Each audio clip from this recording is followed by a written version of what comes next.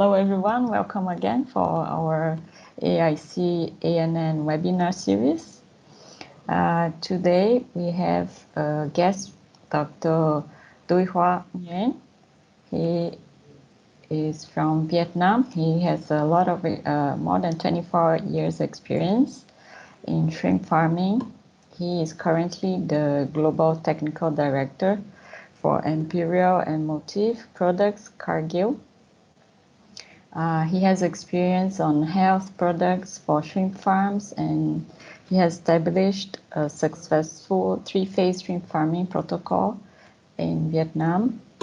And he also developed a best farm management package for shrimp and some feed and feeding programs as well. And he also has experience in research, the National Research Institute for Aquaculture in south of Vietnam.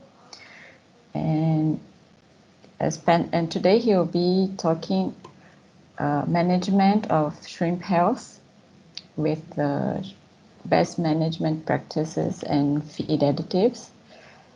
For today's webinar, our panelists are Tacon and Kabir Chowdhury.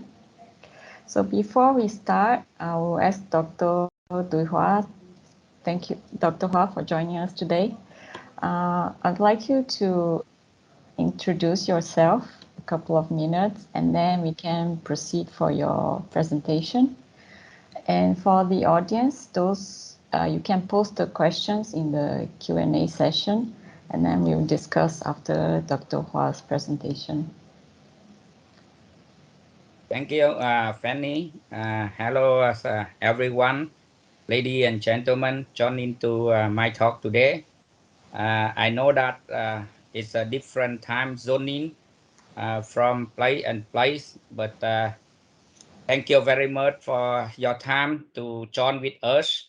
And first of all, I would like to thank you, Dr. Tacon, Dr. Kabir, to invite me here to let me have opportunity to share with the friend in the shrimp business industry, both farmer and feed mill, for my experience on my know-how on the shrimp feed, nutrition, and shrimp farming management. I know that a lot of people are joining up this. Even I just got a call, my friend, one of the head of vice head of aquaculture want to join, but over capacity, so he could not join. So sorry for someone that have late registration, but we still have some more opportunity in the future, and especially after this talk, I heard that Kabir will post the video clip on the web, so people who not have an opportunity to join today can watch later on. For myself introduction, I have, like Fanny just introduced, I have more than 24 years working in the aqua industry, and my background education is a bachelor in aquaculture in the university in Vietnam, and master of science in aquaculture in Ghent University, and also the doctor PhD program also in Ghent University. And my PhD is a focus on shrimp domestication and nutrition, and mostly on the broodstock nutrition. However, after after the PhD, I also working in the National Research Institute for Aquaculture. So I have several years working with marine feeds and shrimp. And then I work for Cargill Vietnam for more than 3 years as an aquaculture nutritionist leader.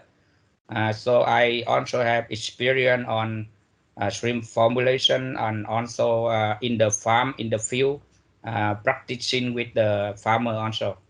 So that all my background in the practical field or in the education background.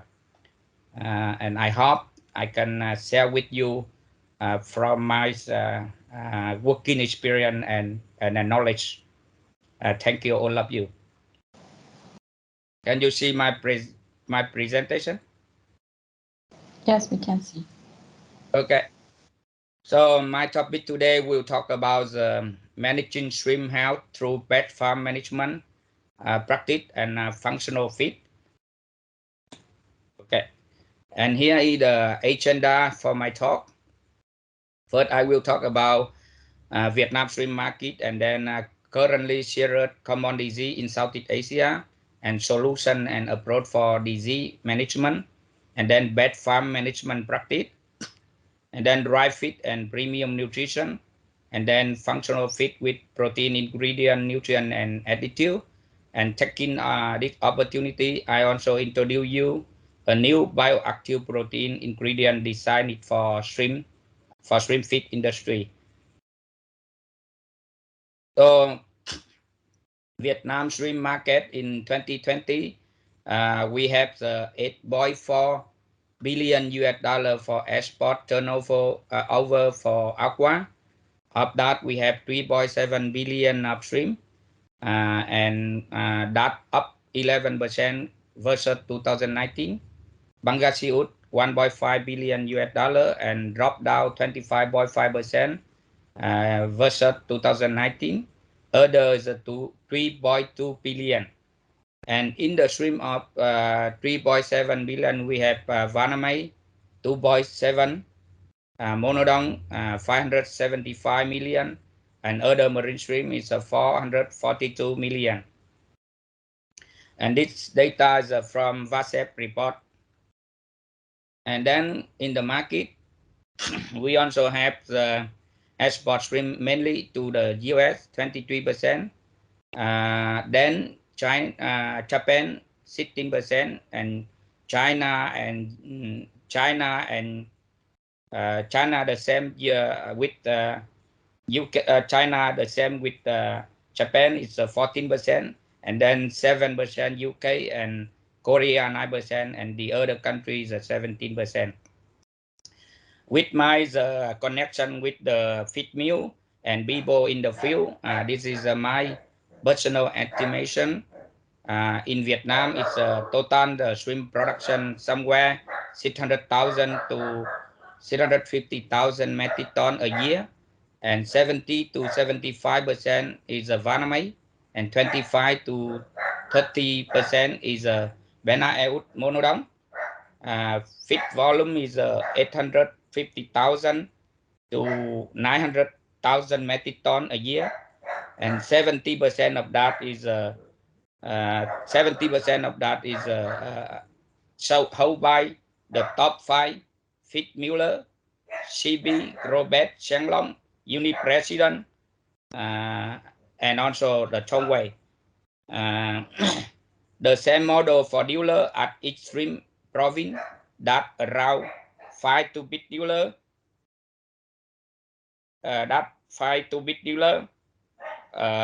can occupy 70 to 80% of the market share.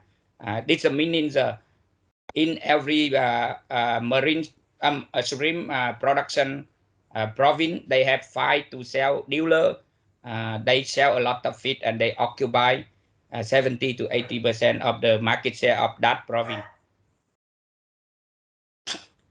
And I go to the current serious common disease. First is a white spot disease. This is a virus disease, and normally it happens in the cold season. But today we also observe white spot disease virus in the hot season also. Second is ESB, is caused by the microsporidium. This is one of serious disease that make the shrimp retarding the growth. And now it's spreading on the Southeast Asia, including India also. For Vibrio disease, we have 2 serious disease. That's acute hepatopancreatic necrosis disease. This is caused by Vibrio parahemolyticus, the one who consists of CHIN-PR and PP that can secrete the insect-like toxin and damage to the hepatopancreas, and finally the gut. YFC is a very big trouble for the shrimp farmer, and it's caused by the different Vibrio and triggered by the stressful environment. It's often occur during the hot season. You can see here the very common tree circle that often given in the aquatic disease lecture, where we have the host, the pathogen, and the environment. And when is a disease outbreak, when these three circle meet together, and there's a disease outbreak happening.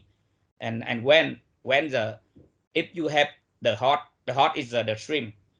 If you have the heart is a healthy and strong and good environment, bacteria still there, but the animal, the shrimp can get overcome. But if you have the heart very weak, very stressful, and environment very bad, and then the bacteria will be bloom, because in the environment that there's on way both beneficial beneficial organism and bad organism, that is a pathogen. And so what make the hot stress? Bad environment can also make shrimp stress. Over carrying capacity can also make shrimp stress. Poor nutrition can also make shrimp stress. And here you can see the two pictures. The first picture with the car they carry in get over carrying capacity, so it collapsed. The same in the animal, the same in the shrimp. And for the second picture, you can see what happened between the two guys. One's carrying straight and one is sit on the straight. He very happy, very healthy, but compared to another guy.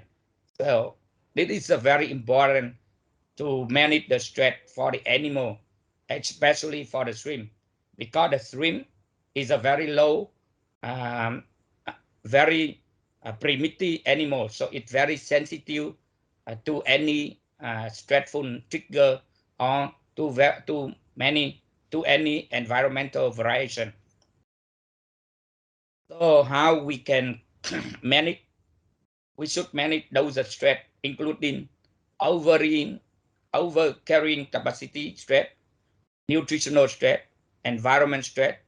So for over carrying capacity, you should know at a certain time when before the over carrying, you should know the biomass of a certain time that can go into over carrying capacity. Then you have to reduce the biomass, or you have to reduce stocking density.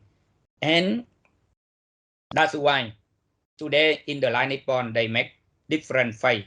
They have nursery phase, and after nursery phase, they nursery phase they stock 1,000 to 5,000 PL per square meter, and then they after 20 days they move to the pre-grow out phase at 400 to 500 shrimp per square meter until the shrimp get 170 or 180 cow per kg. They need to reduce the density to 200, and then they culture up to 50 cow per kg. They continue reduce up to 120 or 150 maximum to culture the shrimp up to 20 bitch, 20 cow per kg. So by that way they can reduce biomass to avoid over carrying capacity. In terms of nutrition, you also need to have the right fit, the right and the premium quality nutrition and raw material.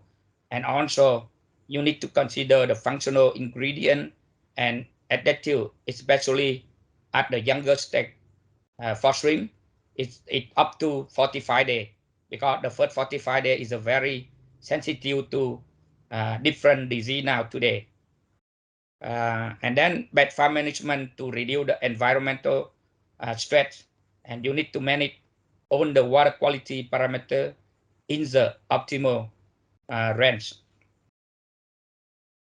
So in general, with the bad farm management, you need combine all the factor, not only the feed, but you need also good biosecurity, optimal water quality, good BL quality, and dry feed and premium nutrition and raw material.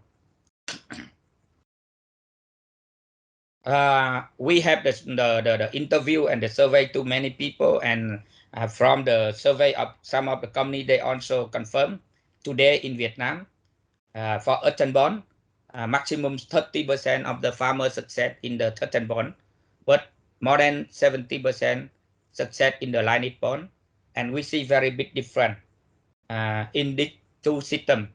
It's a more biosecurity control and also it better quality water treatment, better health, nutrient, and additive for top resin in the lignite bond compared to the earthen bond.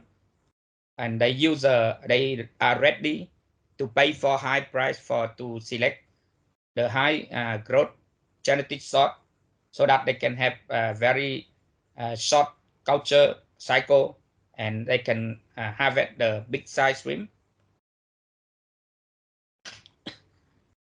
This is one of the model now today. So we can have to manage the good water quality at the beginning.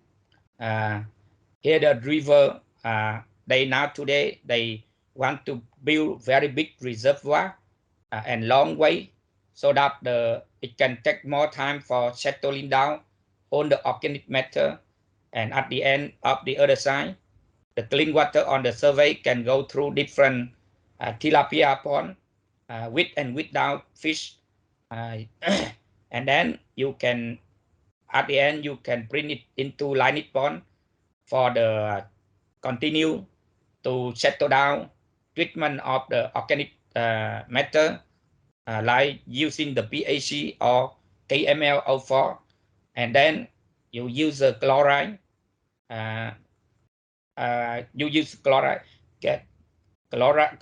before the using for the lignite ponds to culture the shrimp, and the discharge water can go to the biogas pond, using biofeed also, or using biofish to treatment the waste before discharge to the environment, or some of the water can recirculate into the reservoir pond. At the start, but today many lignite pond they do not use a tilapia pond, but they use a lignite pond, but with different component, so that they can take longer after treatment with potassium permanganate. They can get longer running to continue settling down the remaining organic matter, and then at the end they can treat with chloride and go into the ready pond for using the culture, shrimp culture. This is one of the farm I consulting before. He's a very successful in the Bạc Liêu. This is at the beginning he just moved to the lignite tank and lignite nursery tank. You can see these guys are very they invest a lot in the dissolved oxygen, and for optimal water quality, the first factor that limiting the growth or limiting the biomass, that is dissolved oxygen. If you go to the Google, you search how much dissolved oxygen for shrimp, they will answer minimum 4 milligram per liter. Or some professor, doctor give lecture in the aquaculture course, they also give dissolved oxygen. For shrimp is a minimum 4 milligram per liter. It doesn't mean they are wrong, but they talk for the shrimp, but we are talking for the shrimp pond. That's totally different, because the shrimp can require 4 milligram per liter by many research in the past. That's why the professor, doctor, the lecture, they give you 4 milligram per liter. But in the pond, you have both shrimp, you have organic matter, also need to be oxidized, and you use a bacillus, the heterotrophic bacteria also require very high dissolved oxygen. That's why when we talk about dissolved oxygen for shrimp culture, we talk about all the component, all the system, not only for shrimp. So we need minimum 6 to 8 milligram per liter. And in terms of convert that into power engine, many experienced farmer and And also one of the friend in Thailand also agree with me that I know you know Dr. Sorafat also have experience in this converting into engine power. He also confirmed minimum 3 HB for 1 metric ton of shrimp biomass. That's the requirement for power, for electricity power. And for the aerotube, normally in the nursery phase, you need one meter of aerotube per square meter for the nursery phase. But for the culture phase, for the grow out phase, 2.5 to 3 square meter, you need 1 meter of aerotube. That is a requirement, can provide at least 6 milligram per liter of dissolved oxygen. High dissolved oxygen not only for shrimp, not only for heterotrophic bacteria, and not only for oxidize of the organic matter, it also help to avoid the sulfide problem, because there, when you have the dissolved oxygen as hot in the bottom, and then there's a vibrio called the desulfo vibrio that can plumb in the anaerobic condition.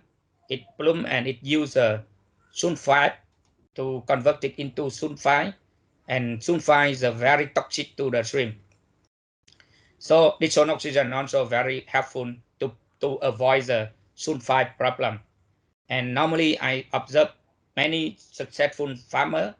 I recorded the 8-bay powers. I saw that it ran between 10 to 32 per 1,000 square meter. And if you come up into hectare, it's 320 8B per 1 hectare. And if you look back on the biofloc book, you see today it's almost even higher than in the biofloc book. And normally those are successful farm. I record the most successful farmer, they use minimum 20 HB per 1,000 square meter to have enough dissolved oxygen. Also, we need high alkalinity. Why? Because the high alkalinity not only for the buffer of the pH, but also today 100% of Varmay farm, they use a heterotrophic bacteria, the bacillus, to ferment it aeration with molasses, and they fertilize into the pond to reduce the ammonia. And you know, this is a biosynthesis of heterotrophic bacteria. The reaction, I take the slide from Professor Michael from Cornell University. This is a biosynthesis of heterotrophic bacteria, and it means when you use a bacillus, you want bacillus multiply 1 into cell flow, then you need 4 nutrients: nitrogen from ammonia, carbon from molasses, and bicarbonate, and dissolved oxygen. If you have problem with one of these 4, the bacillus will stop. Sometimes my farmer call me, Dr. Hoa, I have very good product probiotic buy-in from brand name company. Why it doesn't work? Because if you have the good weapon, if you don't know how to use it, it doesn't work. And this is one of the reaction that the people who use a probiotic, who use a heterotrophic bacteria, who use a bacillus, please keep in mind this reaction. You need 4 nutrients. Some people, they also call me, Dr. Hoa, I have 0 ammonia. Excellent. I say, okay, later on, your bond will be collapsed because the bacillus doesn't work anymore. Because if you let ammonia come to 0, also not good when you use a bacillus.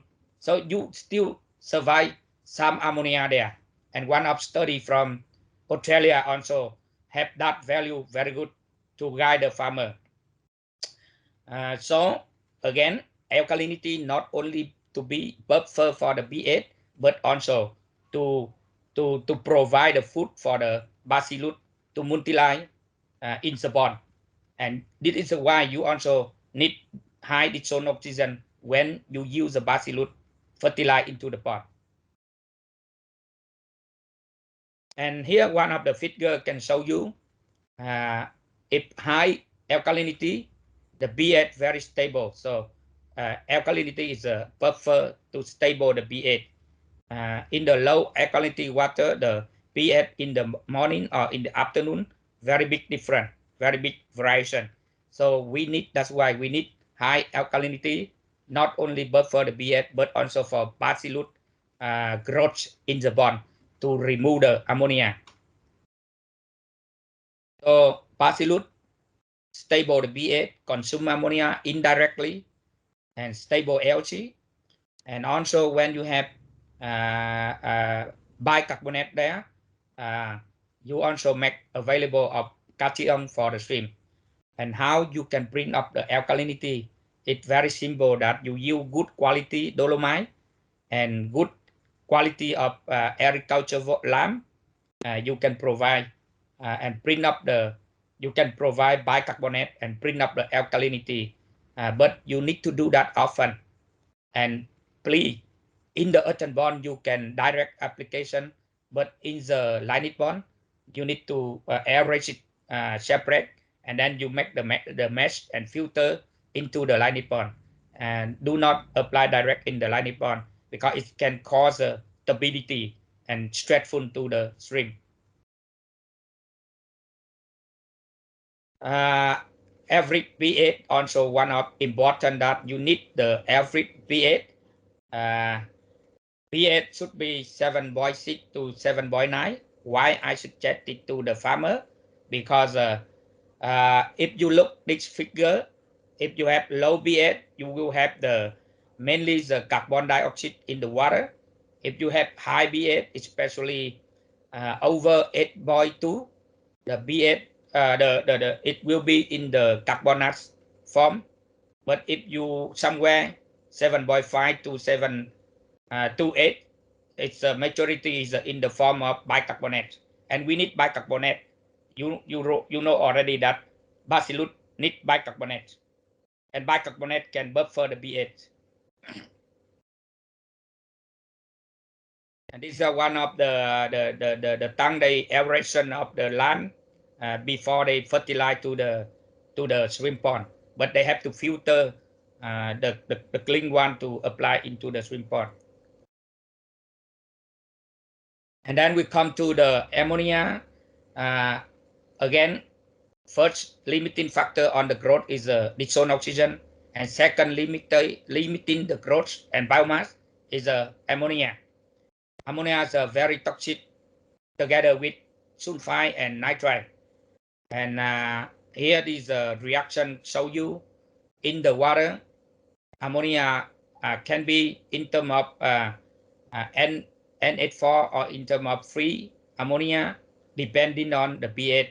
At high pH, the reaction switch to free ammonia. At low pH, the reaction switch to NH4 anion.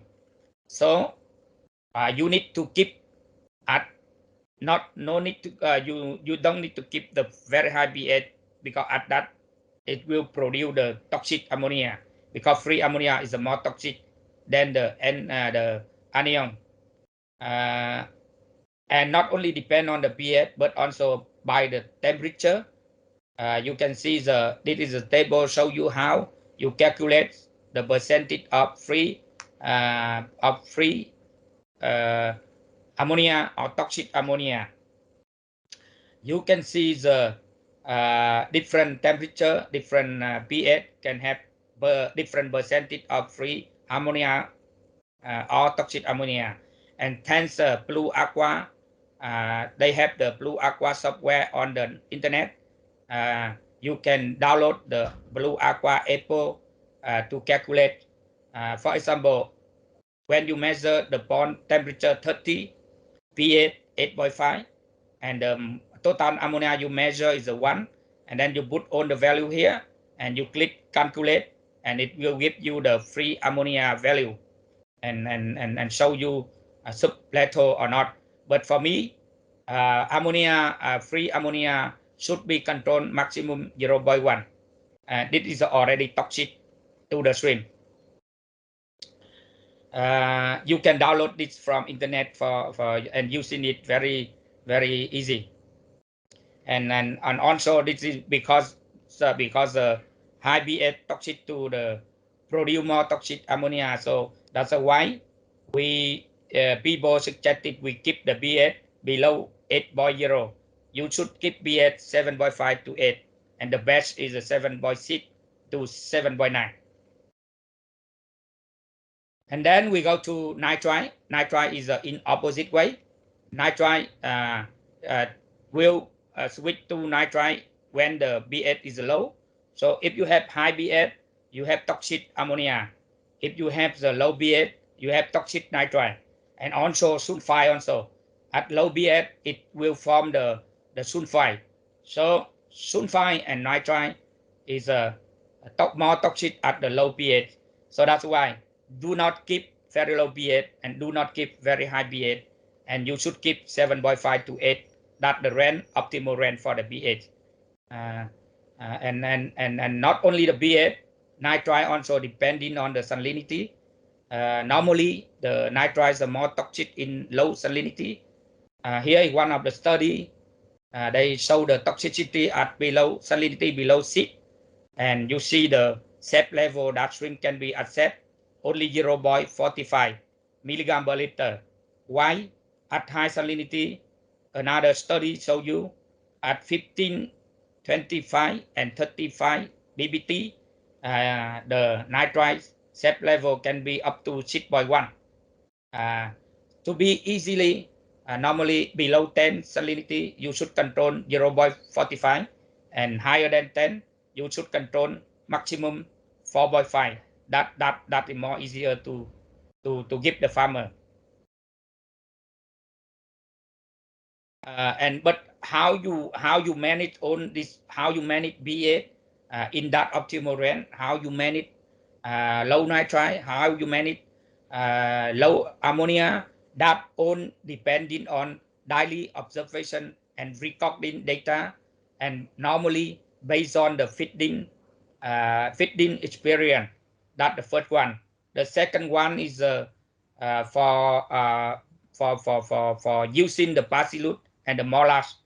And the third one is the water color, the algae concentration in the water. So you need to, based on those key factors, to know how to control these parameters in optimal range.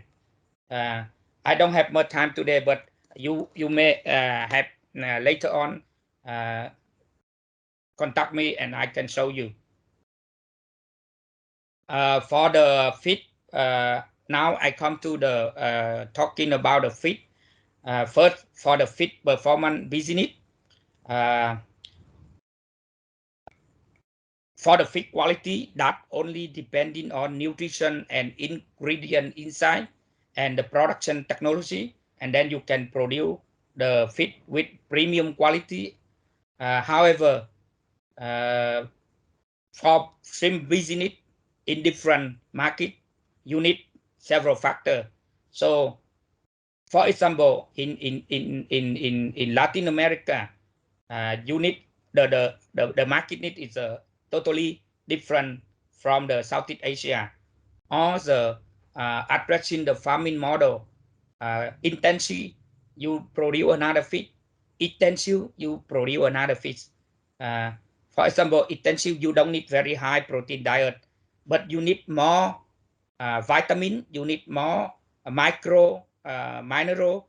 Why? Because that only not only support shrimp health, but also stimulate the algae, beneficial algae, or in terms of protein, you may need more vegetable fermented vegetable protein in the low in the intensive farming system, farming model, because those in the practice the farmer also use rice bran soybean meal to ferment it with the lactobacillus overnight, and they fertilize to the pond to stimulate the beneficial algae.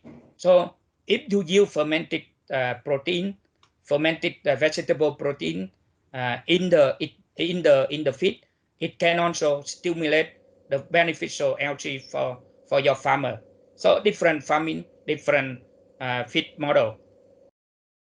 Also addressing species behavior and requirement.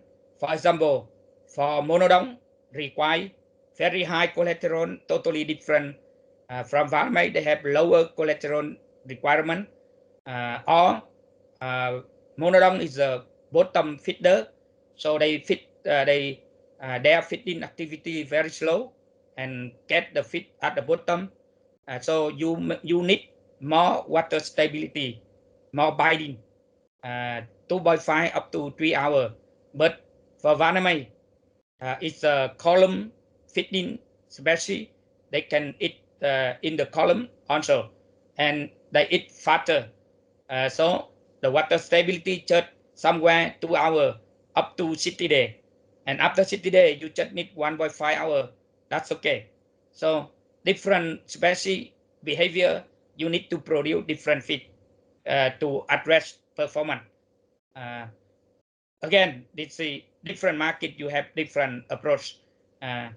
For example, that's why some company they succeed in Vietnam but not very success in other market. For example, in Indonesia, I know that Java or CJ, they are very big volume, but here in Vietnam we have Robert, CB, Uni President, Xianglong. Those are very big volume. So different market, you need to understand your competitor, how they work, how they succeed, and what your fit, what their fit. You have to analyze nutrient of your competitor and to review how you approach that. For again, different model, different quality of the feed, especially in terms of protein requirement. You see the one of the study long times ago in 1998, they already mentioned intensive shrimp, it just need 25 to 30 protein. Semi-intensive, it's 30, 40 protein, but intensive, it's 40 and 50. And I put it here. Why is it low and why is it high? Because in the intensive shrimp can eat natural food. So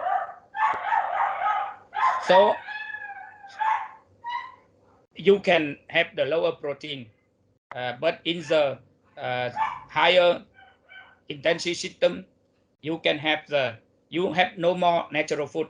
That's why you need more nutrient density. And not only like that, but also in intensive, the stressful animal condition that can require more nutrient density and energy to cover the stress also. And then today, in the long, some people told me, Dr. Hoa, why you promote high protein for intensive? Because Vaname only require 35 protein. I told them, okay, in the past 30 years ago, the Vaname are not selected, genetic selection. So 35 protein is still very okay.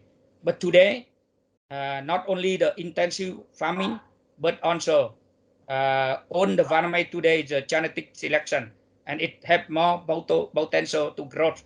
So what is for growth is a protein. So that's why you need more protein. And in the different region, you see lactam is a more intensive, 10 to 20 shrimp per square meter. In India, 40 to 60, and then in Southeast Asia, it's a very high stocking density. So it matched to the model. Shrimp nutrition in the intensive was a study in 1970, and this is one of the study and article. I love it because it's a very, very dry recommendation for the intensive shrimp farming. And you see it depends on the shrimp size. It like other animal, human being or fish or other animal. When we are young, our potential growth is very big, so we need more nutrient density and protein. So that's why we need very high protein for younger state compared to the grower state. And this study recommends up to 1 gram, you need 45 to 50 protein. And to me, from the experience in the field, I saw that after the hatchery, we still need very high protein for the nursery, because the shrimp from nursery feed on the very high protein, 50 up to 60 protein. And then you bring the shrimp from hatchery into nursery, also very high stocking density, 1,000 to 5,000 PL per square meter. It still requires very high protein. And then we see that up to 5 grams, it need high protein up to minimum 45 protein. And after 5 grams, you can drop down to 40 protein. That's okay. And then because the shrimp from 5 grams up to 20 grams, it grows very fast. Like the teenager, they grow at the time, even you feed not very good, they still grow up genetically. At the teenager, they grow up. And then we see that slow growth drop down after 20 gram or 50 cow. And to boost that, you need more protein, because after 50 cow or 20 gram shrimp, molting also take longer interval time for molting. And every time molting, they need very high energy, and that's why you need more nutrient and energy to help them to grow more. So after 20 gram, 20 gram or 50 cow, we need to use a super growth feed to continue up to the 20 cow per kg. Very popular now, this feeding program in the farm. And for the growth, normally the nutrition of shrimp, cholesterols and digestible amino acid are the key nutrient for growth. And cholesterol is one of the key, because it's one of the precursor together with phospholipid that can be act as a precursor for the shrimp, for the growth hormone, so that then can help the shrimp molting. In terms of digestible amino acid, this study I saw is very good to close to the commercial feed. When I analyze the commercial feed in the field, and I compare this one of the study by Dr. Akizama, 1991, and it's very close to the commercial amino acid profile. However, I still see the arginine. Many feed mill also still not have enough requirement. And also methionine, they also formulated a little bit lower than the requirement. So I noted here in the red line. This is one of the study today from the Japan. They have the indoor shrimp culture, and they compare the different species for glutamine and arginine, and they see that vannamei in indoor culture system require very high glutamine and very high arginine. So we may have even more higher than these value in the table. And this is one of the shrimp bag for nursery today in the market I collect here. And this is from very successful nursery feed in the market. And they own formulated 45 protein minimum, like Aqua Excel from Cargill, or the Gold Shield from Grobet, also 45 protein. Bioma, also one of the very good quality head nursery feed. I used this feed one time already, very strong and very healthy animal. And they also formulated at 50 protein and 9% fat. So in the young stage, again, they have high protein and high fat, but protein and fat go down to 9 to 7 at the grow out. Only the CB, they have 43, nursery feed, they have 43 protein. Siang long fish, they have 45 protein. And you know that when they register 45, it means inside they should have at least 46 or 47. Because when the inspecting body, sometimes they sampling. So normally the real protein should be a little bit higher than the registration to the government. So that's why you see today's the trend in Vietnam for intensive nursery. They use a very high, very premium protein nursery feed.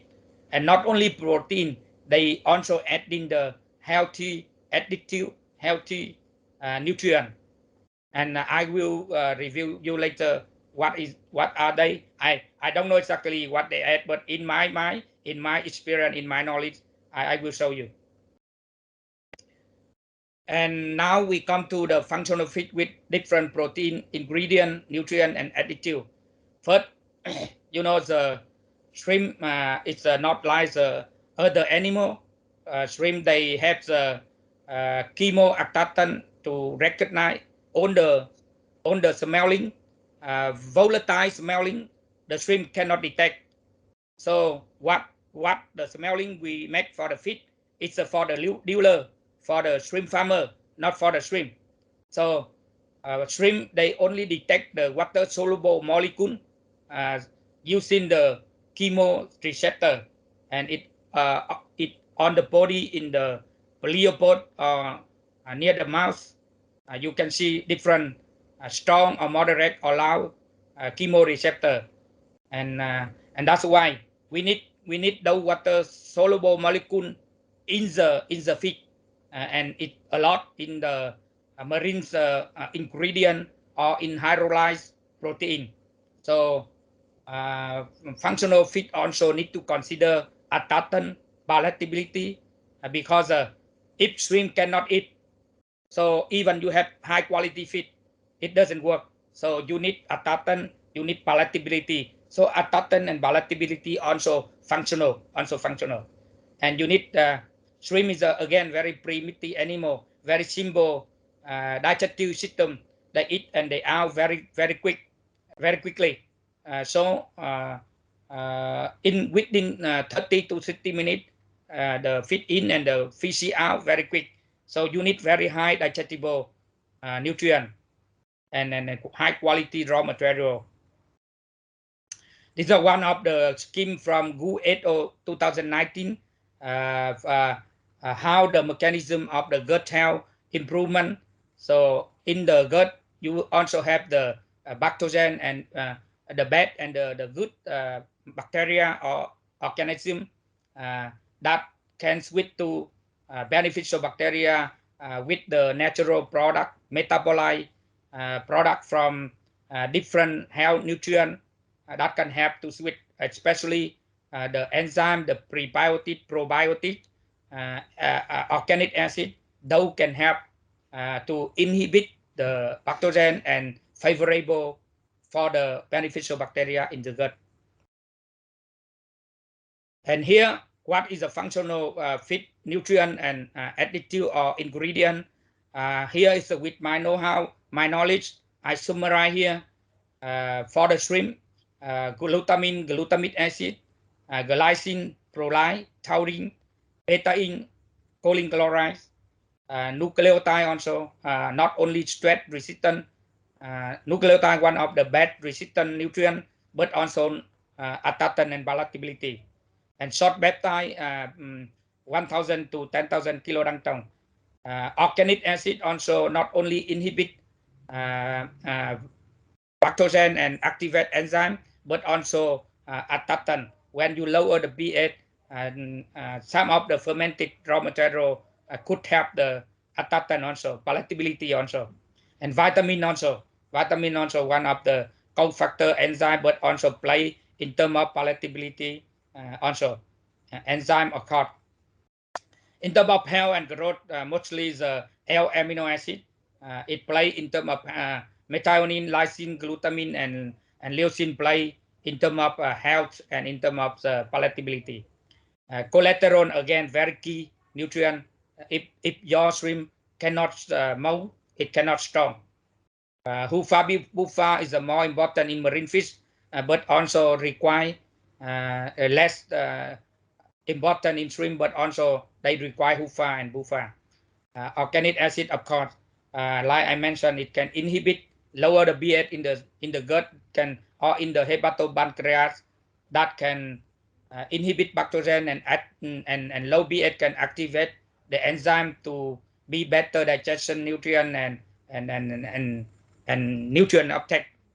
Carotenoid very strong antioxidant, and one of the study from professor from Taiwan, he has an excellent presentation in India in aquaculture conference with different conclusion on the resistant stress resistant to physical stress, chemical stress, and pathogen stress. So carotenoid very important for marine species, including the shrimp. Sorbitol, inositol, choline chloride supporting the health of the hepatopancreas, and also the toxin for the hepatopancreas. If you look on the health top resin product, they always add in sorbitol, inositol, and choline chloride. Short peptide below 1,000 also play in terms of health, in terms of antibacteria also. Vitamin, of course, vitamin is and mineral is one of the key nutrient for health and for coenzyme in the many chemical reaction. Probiotic, prebiotic enzyme is very good for the gut health. However, today the technology looking for how we can have probiotic and enzyme resistant to the temperature.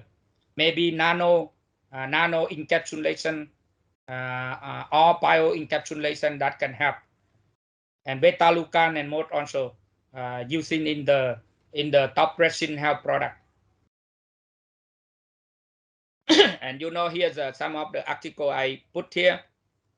You can see the important role of the biopeptide produced from the enzyme hydrolyze or fermentation product that can result in the biopeptide.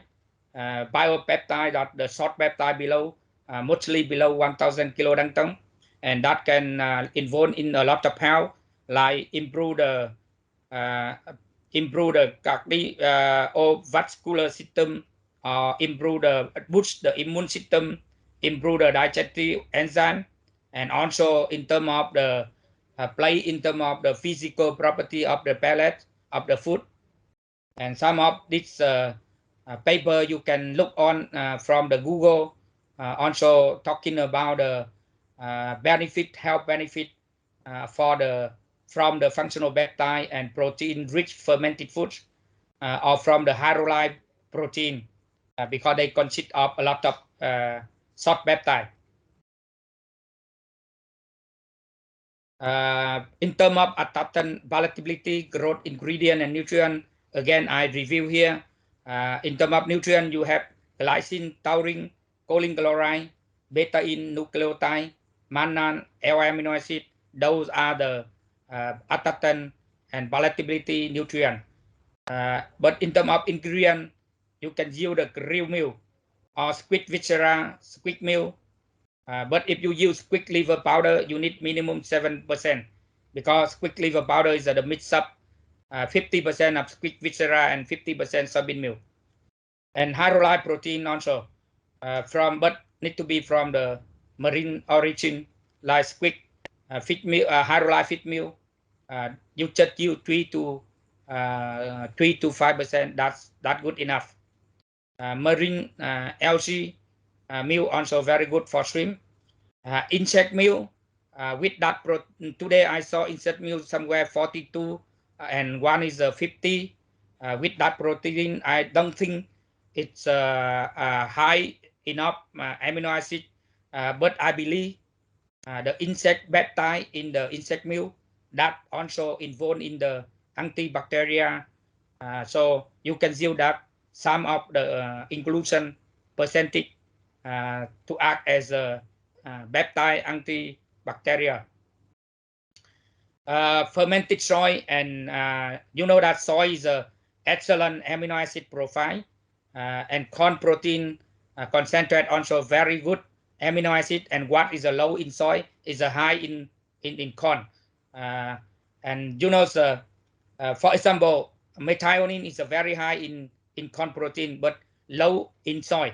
But lysine is a high in soy and low in corn protein. So you can combine soy and corn protein to make the good balance.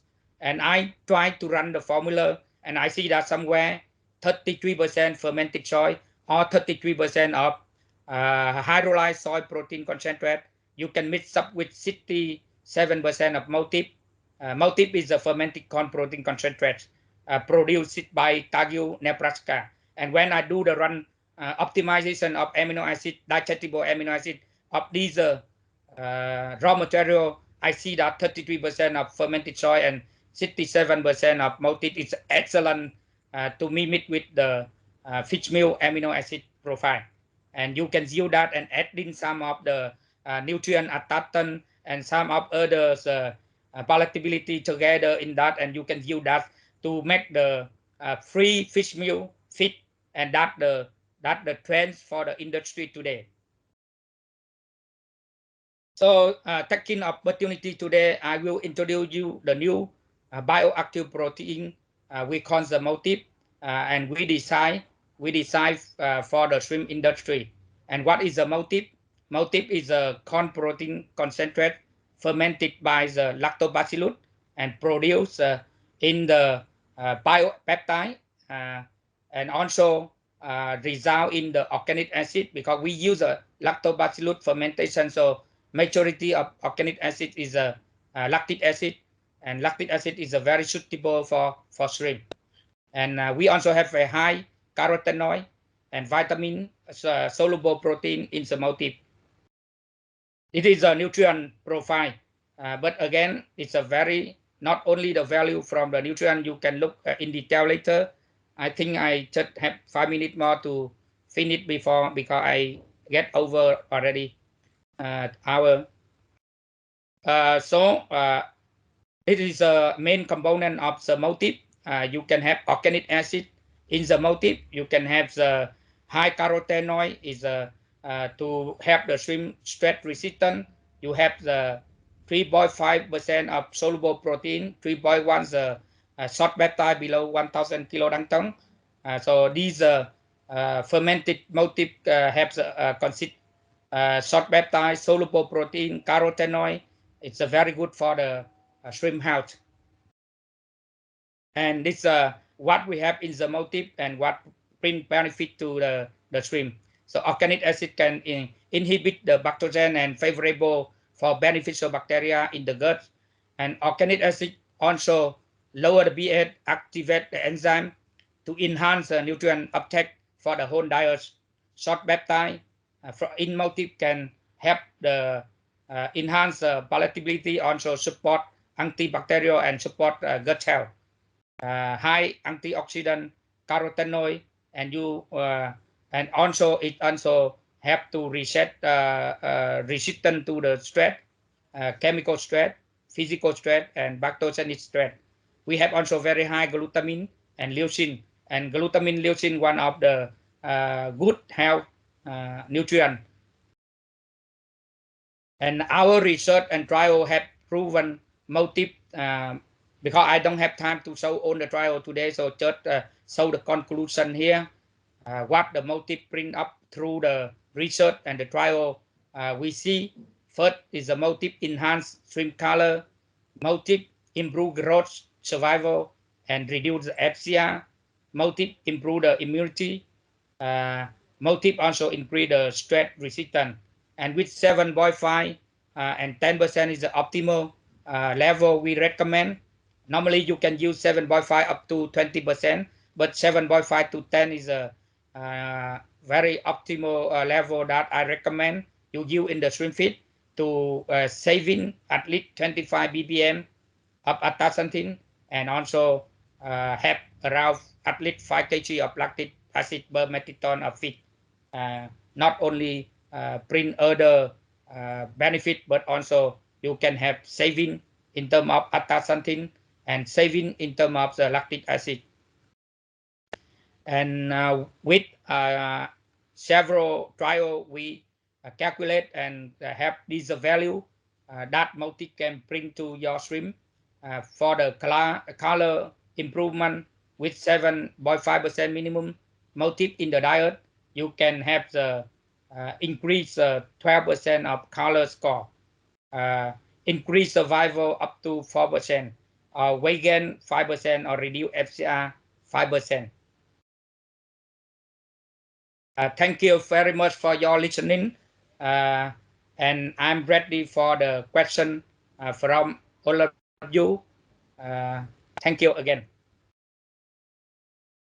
Thank you, Dr. Hoa. Very, very good presentation. It's very comprehensive information from the field, which is very important. We don't just want to share information from research only based on lab results. It's very good that you can share information from real farms with real issues. So thank you very much. So while we wait for the audience to post some questions, we have some questions for you. Based on one of the slides you presented, the farm setting, when you have the reservoir tank, the tilapia tanks, and then the lined ponds and the treatment ponds, what would be the ratio or the percentage of the areas for each of these? Oh, very good question. Very good question. Today's, if you calculate from those area for the reservoir, for the treatment pond, and for the ready pond, the only 20% is for shrimp tank, and 80% is for the remaining, including the ready pond, the treatment pond, and the reservoir. So in the past, we recommend people just saving 50% or 30% for reservoir. They didn't apply, but today they do opposite way. So 70 to 80% is for reservoir and treatment pond. Only 20% for the shrimp tank. Okay, thank you. I will open for the panelists if they have any comments, if they want to add anything, please. Albert can go ahead. I have one beautiful presentation, really, really practical and useful. And so my question is obvious, and that is, what is the price of motive per ton? And is it just average? I mean, just ballpark. And also, is it registered in most of the countries in Southeast Asia, or how is that going? It's somewhere approach 1,300 CIF here in Vietnam. 1,300 CIF here in Vietnam. It nearly 1,300.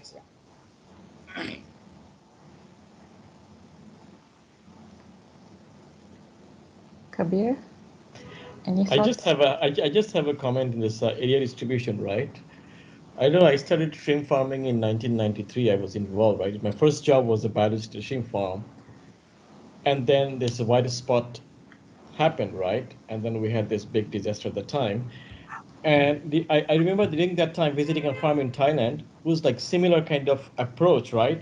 Completely recirculation system. You have a reservoir and then chlorine treated for 7 days, then going to the farm like culture ponds, and then mussel ponds, right? From culture pond to mussel pond, and then seaweed pond, then going back to the reservoir. It was but only 10, 15, 20% was like, as you said.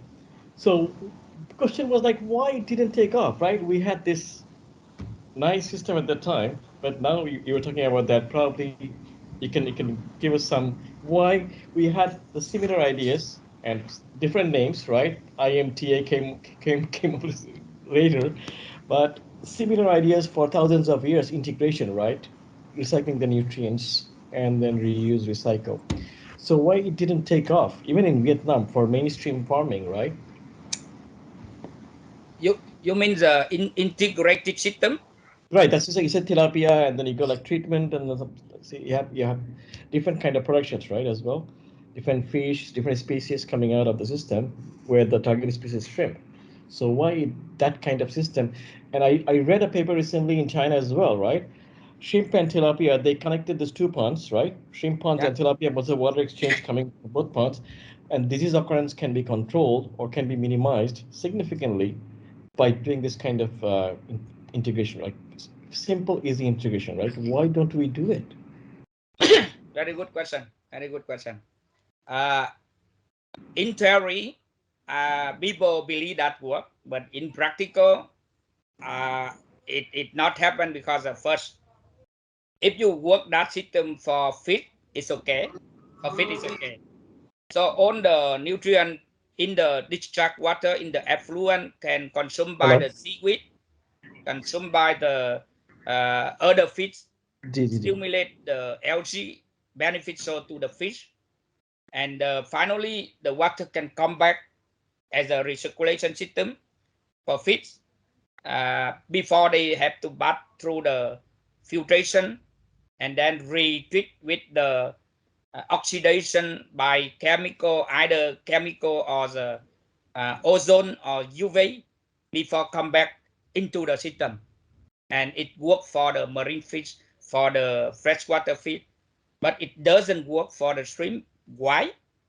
First, I believe the mineral lack up after seaweed utilization and other utilization, and also the water from discharge after utilized by the fish, it's still there very big turbidity and different bacteria. If you not treat very well, it also problem. But one of the problem is the lack of mineral in the water also should be considered why it doesn't work. Maybe someone need to try that with adding and measuring to balance the mineral when reuse the water. That should be the model, that should be demonstration with someone else before farmer can accept. So it integrated system working well for fish already, for mollusk, oyster, but for shrimp very difficult. Yeah, because it also depends a lot.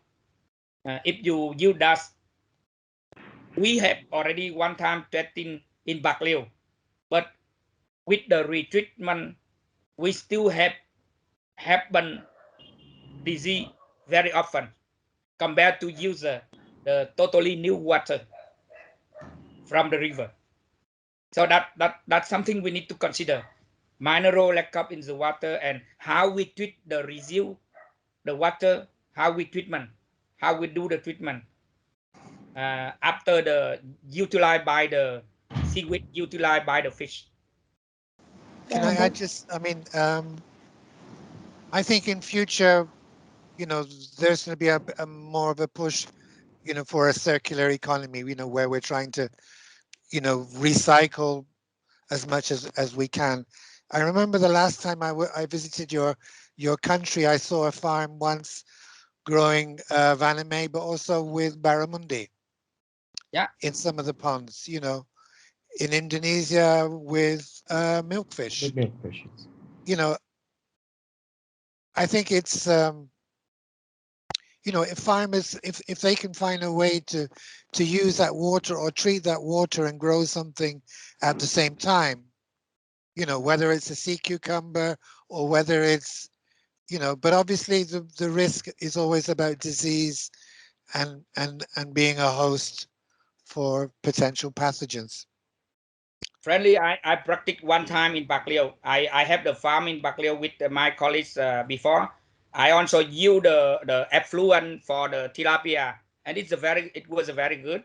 But again, for using that discharge water effluent for culture the fish is okay. But when you reuse water after the fish, it not successful. It's not successful. It cannot totally recirculation back to the swim tank.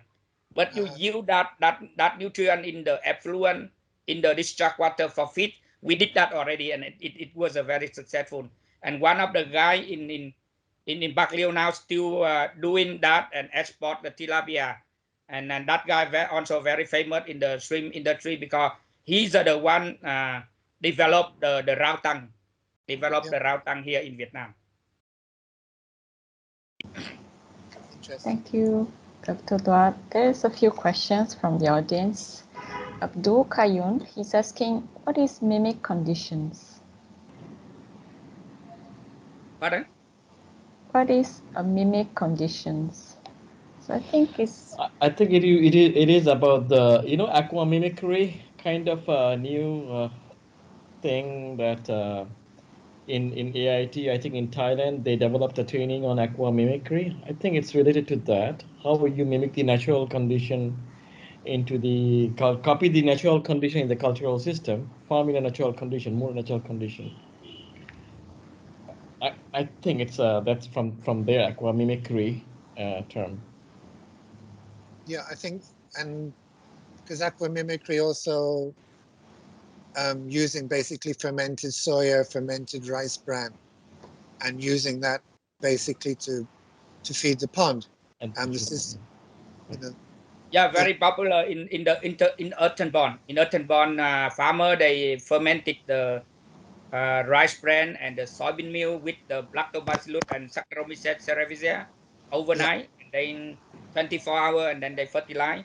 So this is why if the intensive farming like in Ecuador, in Mexico, if you use fermented raw material like fermented soy or multi fermented corn protein, not only benefit for your shrimp, but excellent for your water quality in the pond. Yeah. And then Kumar Katia, he's asking, would you like to share dose optimization with fermented products as well as concern with the too strong smell of organic acids for shrimp? Few fermented products have been observed to have immune suppressing effects in marine fish beyond 5% diet. Okay. Again, very good question. Is normally today is a very common fermented protein is soybean fermented soybean meal, not uh, fermented corn protein is the first product is a motif, and I heard in the industry also there is another one lower protein that will come in next pro, and we have motif is a corn protein fermented. However, I know the comment that why we use in marine feed below 5%. That because uh, on marine species, with my observation and in terms of nutrition, the anti-nutrient factor is the limiting factor to use in the marine species. Fermented soy working very well in freshwater feed, in big lake, in freshwater feed. But when we use in marine species, it's not only fermented soy, all the soy protein, very poor digestion, and also poor in terms of ADG and FCR, low ADG, high FCR. And it could be due to two factors. First is digestion is not good by marine species for all the either fermented or non-fermented soybean meal. That's the first. Secondly is because I have some data study, some article study in other presentation that soy protein concentrates very low digestion by the grouper and by the rapid grouper. So it means the marine species, they do not digest well the soy, fermented soy also. But the corn protein fermented, they do very well. So if you want to use fermented protein for marine fish, you need fermented corn better than the. But in the big lake or in the freshwater, fermented soy also work very excellent, excellent. But for me, I know that some of the shrimp feed miller they have long history to use a fermented soy also. However, in marine feed very limiting, but in shrimp they can use fermented soy.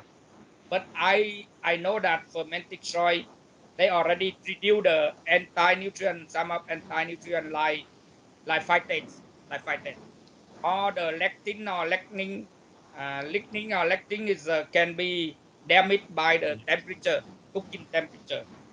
However, it's still there. The oligosaccharide is still there.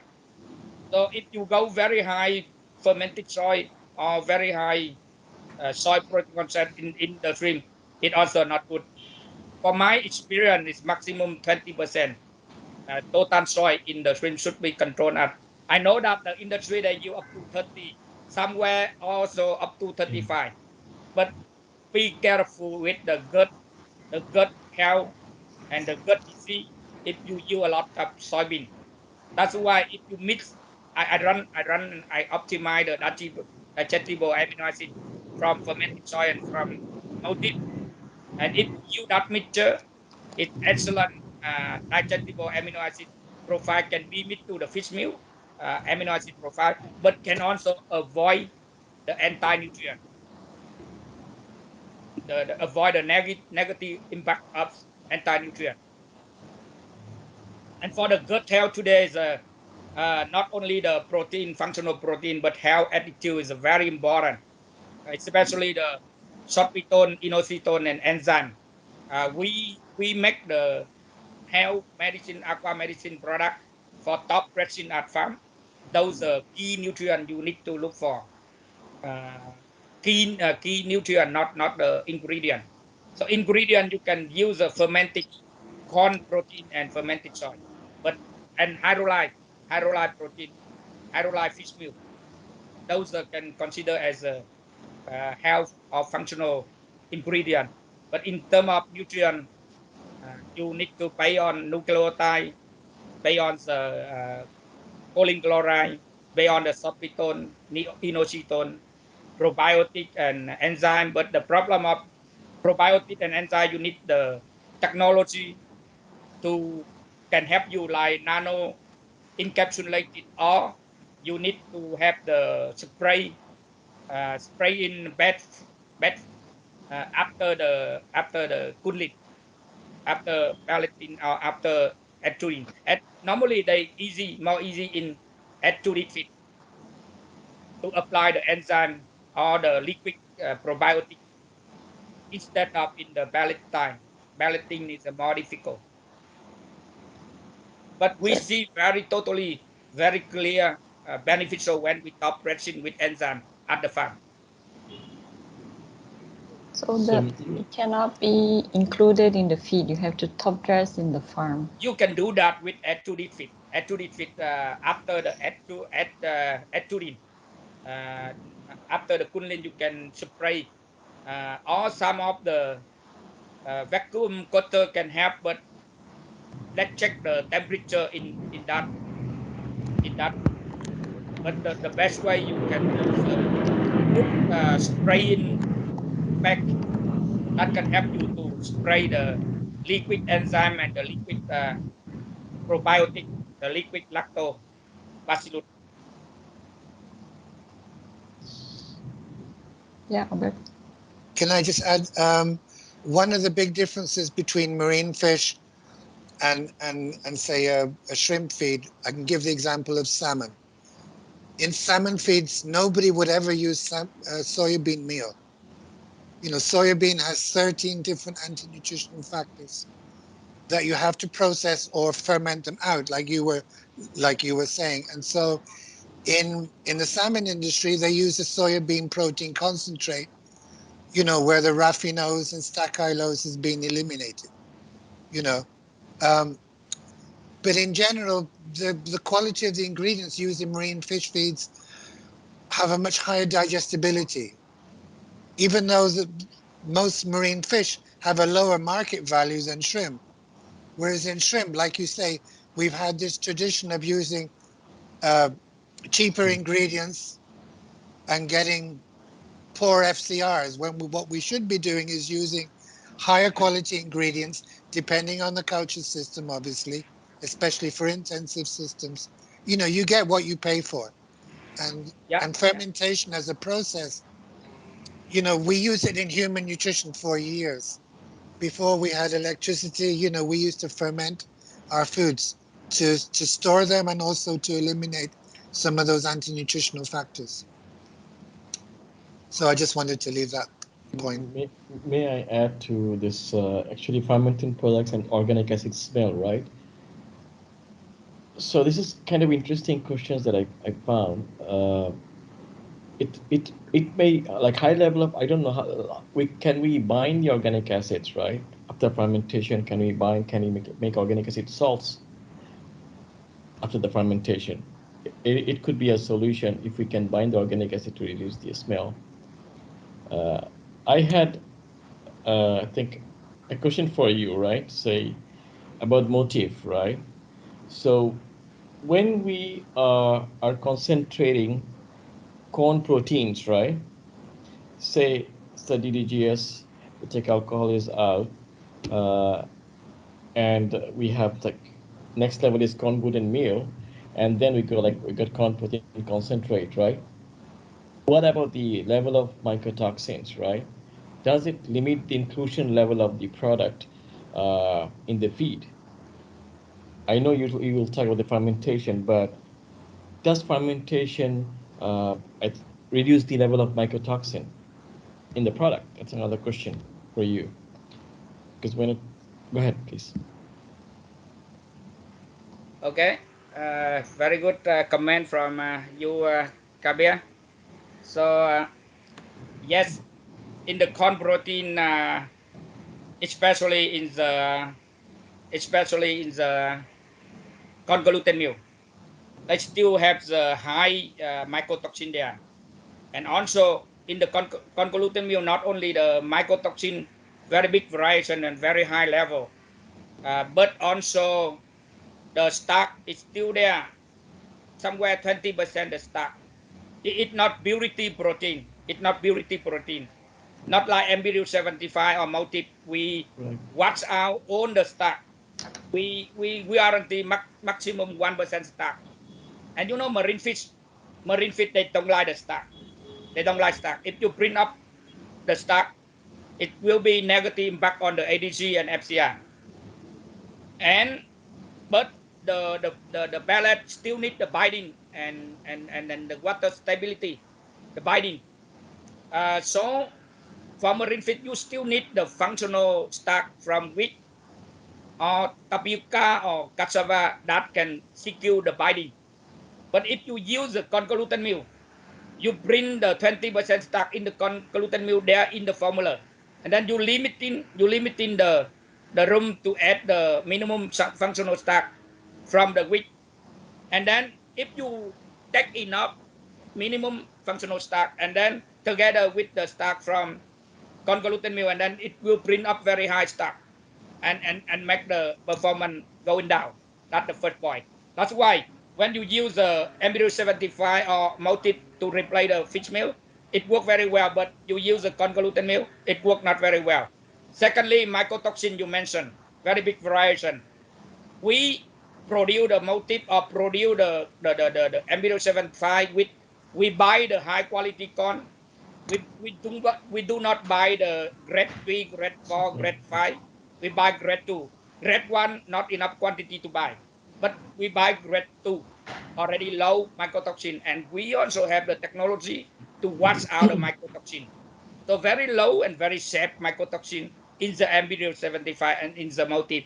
And that's approved by the FDA for animal feed.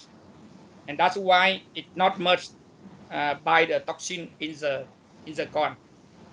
For soy protein concentrate, again, I still see the come back to the Dr. Tacon comments. Why is the different species that cannot use marine fish cannot use the lower quality protein? Marine fish is a carnivorous species. Carnivorous species. All the carnivorous species require very, very high protein diets. And where is the protein come from to contribute the high protein diet? It's from high quality protein. If you use protein, the raw material with low protein, you don't have enough the amino acid level. And then you have to add the supplemental. And adding too much supplemental amino acid, it doesn't work well. So you need to use the protein binding amino acid from the high quality protein, high level protein ingredient, and just add a little bit L amino acid. Do not add too much. You have to control the maximum level of each L amino acid that you want to add in. So this is the reason why in the marine feed, if you use a lower protein raw material, it doesn't work well like the high protein level. This is why my comment before, like insect meal. I believe insect meal is good in mineral, in peptide for antibacterial, but with that low protein level, I don't think it's a high quality protein because it's only 42 protein, and the other one insect meal I saw is a 50 protein. With that protein, for sure the amino acid is not high enough. And then if you use that to formulate for marine feed, you will need to add more L amino acid, supplemental amino acid. And if you add too much, it doesn't work very well. That should be the reason why the marine feed cannot utilize the low protein raw material. Yeah, thank you. Very good question, Dr. Tacon. Thank you. Another question from the audience, Lechai Patanavich is asking, how can we assure that we can get consistent short peptides lower than 1000 kilodalton? To measure it, they have methodology to measure the short peptide and make different classify inside of peptide. And the scientific methodology in the lab, they have that method. And review from some of the paper from hydrolyzed fish meal and hydrolyzed protein. I know that they classify function of different peptide in terms of size. So mostly the small lid size play in the health nutrient, and the medium size play in terms of attention and palatability, and larger size play in terms of growth rate, in terms of growth. Yeah, you can look some paper and some of the presentation from those company who are selling the hydrolyzed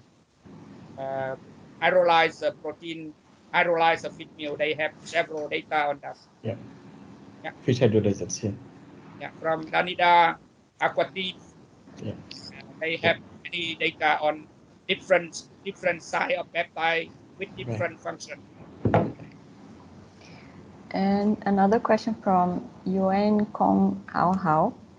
So the motif feed contain astaxanthin. May I ask what is the source of astaxanthin in motif feed?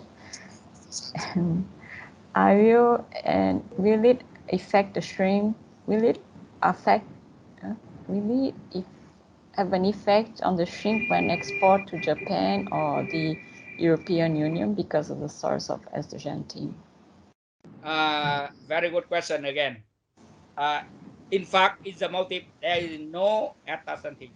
It's xanthophyll. It's xanthophyll. Yep. Different xanthophyll.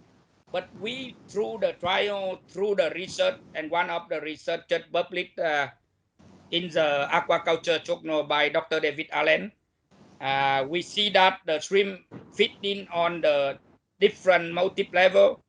So, and we analyze astaxanthin in the mixture of the shrimp, and we see the astaxanthin in the mixture of shrimp increase together parallel with the increased level of the motif in the diet. So we don't know exactly what mechanism, but it seems that the sum of carotenoid converted into astaxanthin by the shrimp, because we analyze astaxanthin in the mixture. In the diet, no astaxanthin. In the motif, no astaxanthin. But when we analyze different treatment with different level inclusion of motif in the diet, we see when we increase the motif, the astaxanthin level in the shrimp increase parallel. And in the trial, commercial trial, we see very nice color when we fit up to at the harvest. Very nice color compared to the control without motif. We record 1.5 to 2 score color higher than the control at 7.5 minimum motif in the diet.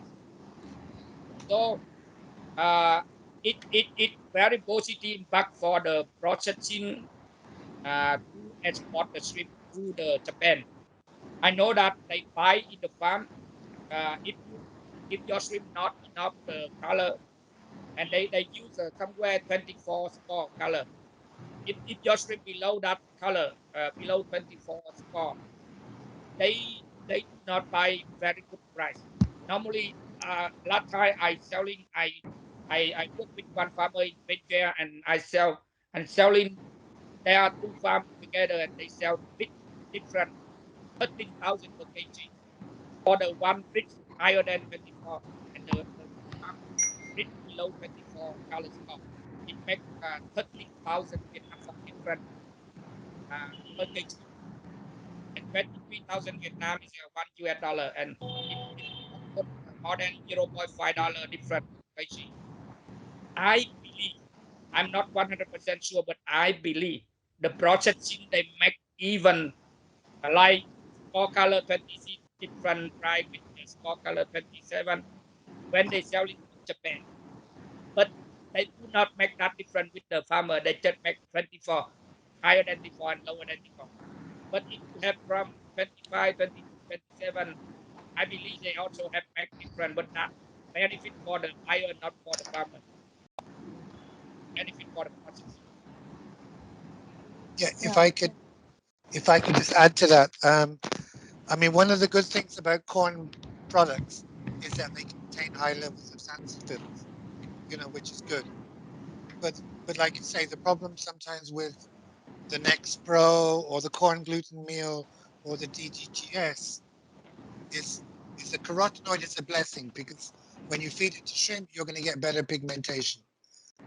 But the problem with those products normally is the corn that's being used, where the corn gluten meal comes from, or where the DGGS comes from, is contaminated normally with mycotoxins.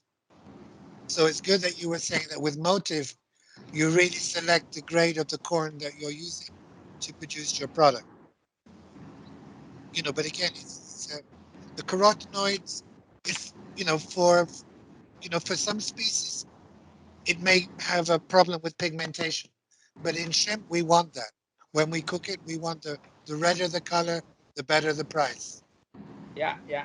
But not only the pigmentation for color, but also for stressful resistance. Immunity, yes. Immunity. Yeah. No, carotenoid is, I mean, they are 20 times more efficient antioxidants than vitamin E. Yes. It's in plants, the role is next to chlorophyll to collect the electron. It has a biological function. It's just that the carotenoids that we use in our feed sometimes, they pigment, but they're not actually biologically active, depending on where we get them from. But it's a very important nutrient. Yeah.